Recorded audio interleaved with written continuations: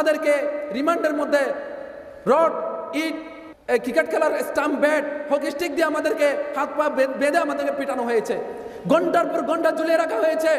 আমাদেরকে নাকে মুখে পিপার স্প্রে মারা হয়েছে।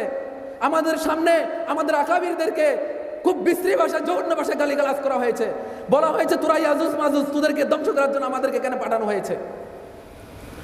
এইরকম আমাদেরকে মিথ্যা স্বীকারোক্তি দেওয়ার জন্য আমাকে রিমান্ডের মধ্যে বলা হয়েছে তুই স্বীকারোক্তি দে। বাবুনগরী 1971 সালে এই ইয়ার মধ্যে সত্তরঘাট ব্রিজের উপর থেকে 200 হিন্দুকে গুলি করে মেরে হালদা নদীর মধ্যে ফেলে দিয়েছে, তুই স্বীকারোক্তি দে। আমি তার এই ওসি রফিকের এই কথার জবাব আমি তাকে বলেছি আমার জন্ম হয়েছে কখন আর 1971 সালে যুদ্ধ হয়েছে কখন। তারপর বলা হয়েছে পাকিস্তান থেকে 400 কোটি টাকা খেয়ে বাবুনগরী তোদেরকে আজকে রাস্তার মধ্যে নামিয়ে দেওয়া হয়েছে, নামাইছে তোদেরকে, তুই স্বীকারোক্তি দে।